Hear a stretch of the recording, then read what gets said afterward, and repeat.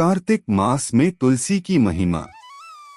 ब्रह्मा जी कहते हैं, कार्तिक मास में जो भक्त प्रातःकाल सूर्योदय से पूर्व स्नान कर पवित्र होकर कोमल तुलसी दल से भगवान दामोदर की पूजा करते हैं, वह निश्चय ही मोक्ष पाते हैं। पूर्व काल में भक्त विष्णुदास भक्ति पूर्वक तुलसी पूजन से शीघ्र ही भगवान के धाम को चला गया और राजा चोल उसकी तुलना में गौण हो गए। तुलसी से भगवान की पूजा पाप का नाश और पुण्य की वृद्धि करने वाली है। अपनी लगाई हुई तुलसी जितना ही अपने मूल का विस्तार करती है, उतने ही सहस्रयुगों तक मनुष्य ब्रह्मलोक में प्रतिष्ठित रहता है।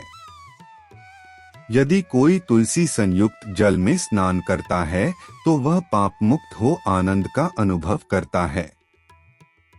जिसके घर में तुलसी का पौधा विद्यमान है, उसका घर तीर्थ के समान है, वहां यमराज के दूत नहीं जाते।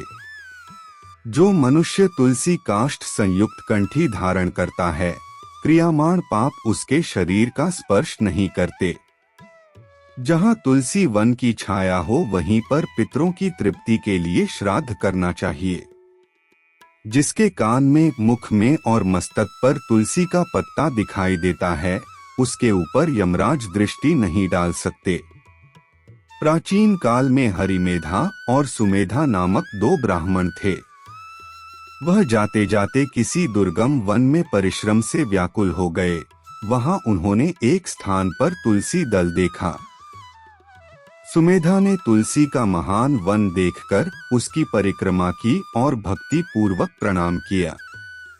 यह देख हरिमेधा ने पूछा, तुमने अन्य सभी देवताओं व तीर्थव्रतों के रहते तुलसी वन को प्रणाम क्यों किया?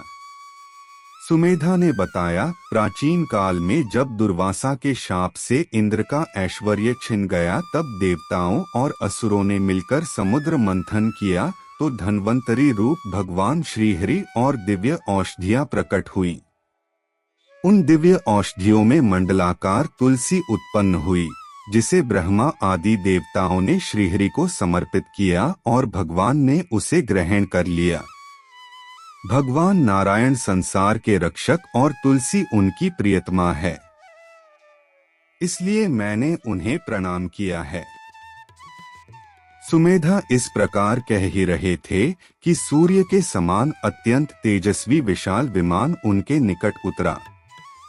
उन दोनों के समक्ष वहां एक बरगद का वृक्ष गिर पड़ा और उसमें से दो दिव्य पुरुष प्रकट हुए। उन दोनों ने हरिमेधा और सुमेधा को प्रणाम किया। दोनों ब्राह्मणों ने उनसे पूछा कि आप कौन हैं? तब उनमें से जो बड़ा था वह बोला, मेरा नाम आस्तिक है।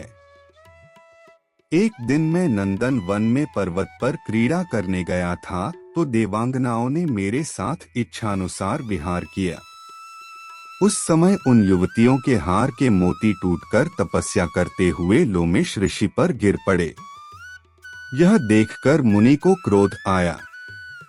उन्होंने सोचा कि स्त्रियां तो परतंत्र होती हैं, अत यह उनका अपराध नहीं, दुराचारी आस्तिक ही शाप के योग्य है। ऐसा सोचकर उन्होंने मुझे शापित किया।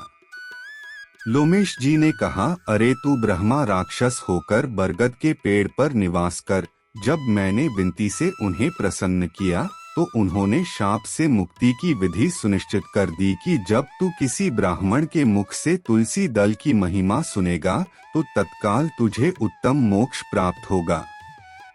इस प्रकार मुक्ति का शाप पाकर मैं चिरकाल से इस वट वृक्ष पर निवास कर रहा था।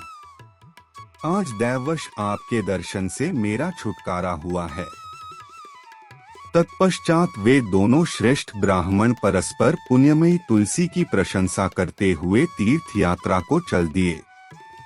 इसलिए भगवान विष्णु को प्रसन्नता देने वाले इस कार्तिक मास में तुलसी की पूजा अवश्य करनी चाहिए।